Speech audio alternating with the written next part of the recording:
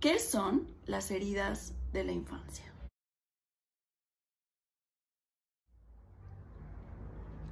Las heridas de la infancia son experiencias tempranas en donde probablemente hubo mucho dolor que no pudimos desahogar. ¿Por qué? Porque probablemente éramos muy pequeñines y no sabíamos cómo expresar nuestras emociones o las expresábamos en función de lo que íbamos aprendiendo de nuestros padres o de nuestros cuidadores primarios. Y son experiencias en relación al amor que no fluyó, en relación a las expectativas que ustedes tenían del amor, que ustedes creyeron que eso era una forma de manifestar amor y no fluyó. Y se quedó como una experiencia no procesada, una experiencia silenciosa. Entonces, la infancia es la época en donde se estructura nuestra personalidad y es muy importante tener claro eso porque nuestra personalidad se va conformando a través de distintos pisos como en un edificio, ¿no? Entonces, la primera personalidad o la personalidad en la fase 1, pues es cuando estás súper chiquitito, que tienes de 0 a 1 años y en donde empiezas a percibir que estás seguro, que tienes la protección de tus padres, que todo lo más básico que necesitas te lo están proveyendo y eso está bien para ti, te hace sentir bien, te hace sentir cómodo, te hace sentir protegido. También estas etapas definen nuestra conducta ante la vida, sí. Aunque muchos no lo crean, nuestras etapas adultas están definidas por mucho de lo que se conformó cuando éramos niños o adolescentes, ¿no? Darte cuenta que muchísimas cosas de tu personalidad o de la forma en la que respondes se originó desde tus etapas, pues, de niño o pequeñito. Entonces, es muy importante, pues, darnos cuenta el nivel que tiene esta etapa de infancia para los seres humanos, porque es ahí donde se conforman o se van conformando nuestras estructuras. ¿Y cómo afecta esto en nuestra vida cotidiana? Ustedes se preguntarán, ¿por qué tenemos que trabajar en heridas de la infancia si eso fue hace 45 años, 50 años, 30 años y ya no viene al caso? Ya es algo que es una puerta que se cerró, es algo que aparentemente olvidé, pero de alguna u otra forma hay recuerdos que vuelven a manifestarse constantemente o hay personas que te hacen volver a vivir esa emoción, ¿no? Y esto se los voy a explicar con mucho más detalle en el curso. Entonces, ¿cómo afecta esto en nuestra vida cotidiana? Pues primero que nada, nuestra percepción del mundo y de nosotros mismos. Entonces, muchas de las creencias que se originaron cuando éramos niños, muy pequeñitos, nos traen ahora esta percepción del mundo, si es un mundo seguro, si es un mundo confiable, si las personas con las que yo me rodeo son personas amorosas, cariñosas, que tienen una capacidad para comunicarse o no. Y también la forma en la que nos vemos a nosotros mismos. Por ejemplo, muchos pueden identificarse o creerse personas muy tímidas, ¿no? O personas muy serias.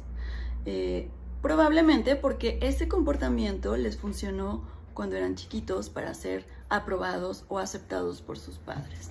Si te portas bien y si te estás quietecito y si no hablas, vas a ser un muy buen niño y te voy a dar un premio.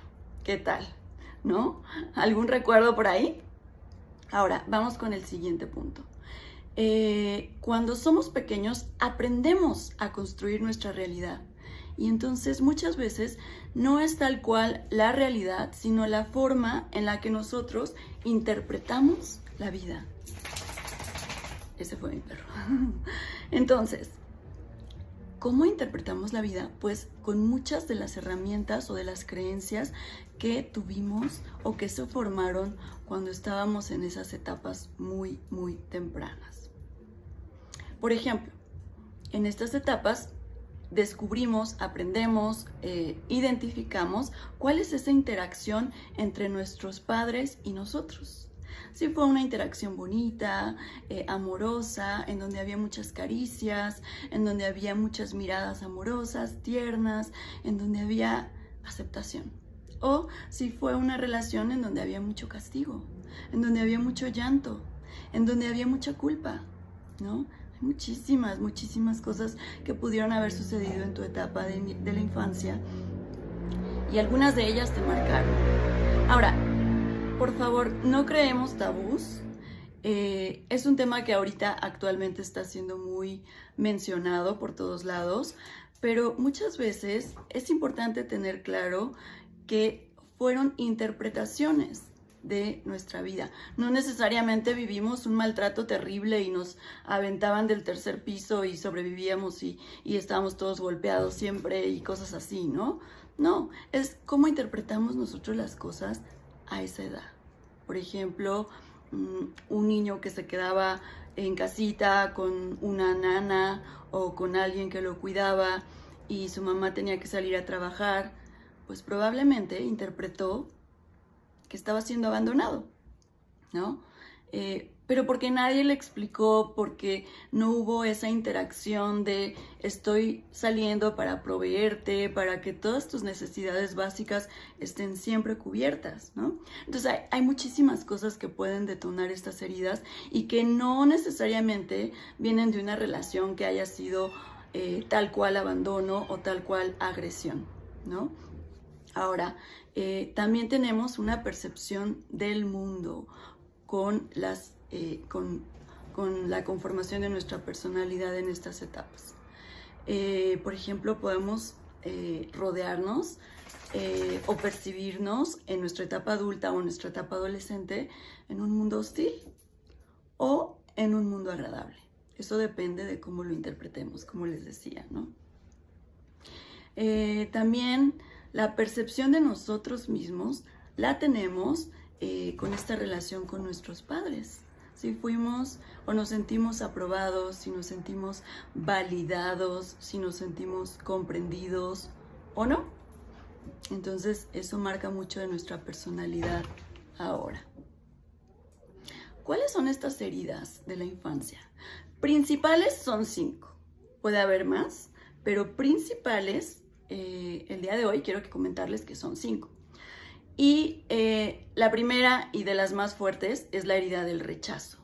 ¿Y con qué máscara se cubre? Una máscara es con esa identidad que tú vas formando y que más adelante pues es la forma en la que se te identifica.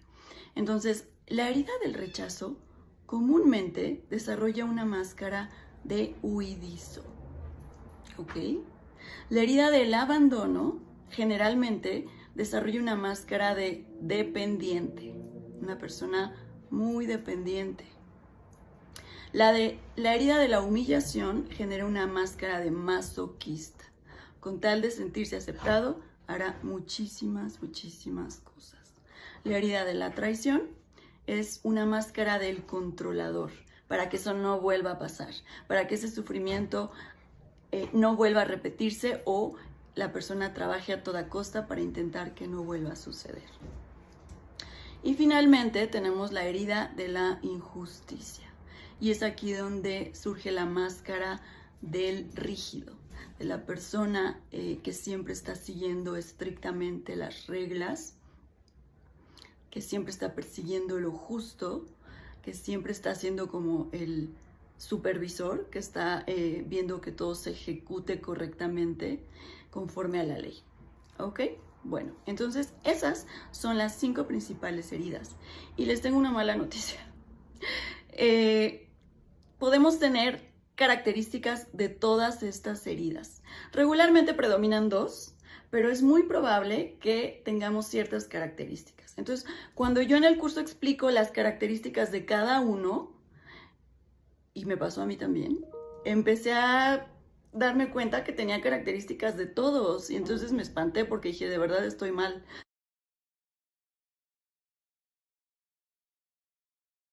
Lo chistoso de esto es que es muy probable que puedan ser ciertas características, pero que no marcaron tu personalidad profundamente, pero puede ser que haya una o dos que sí. Entonces, ese es el trabajo que, si estos temas te resuenan, es importante hacer. Es muy importante hacer para que te vayas conociendo, porque no puedes trabajar en ti si no te conoces. Entonces, yo los invito a que profundicen en estos temas, no porque tengan que abrir una caja de Pandora, sino porque es importante sanar para tener relaciones amorosas con uno mismo, primero que nada, y después con otras personas. Es importante sanar para poder permitir que a nuestra vida llegue todo tipo de amor, el amor de pareja, el amor fraternal, de familia, de amigos y el amor con Dios, con lo divino. Entonces, ábranse a recibir, que esta información espero les beneficie mucho y les mando un abrazo y será un gusto contarles más acerca de estos temas.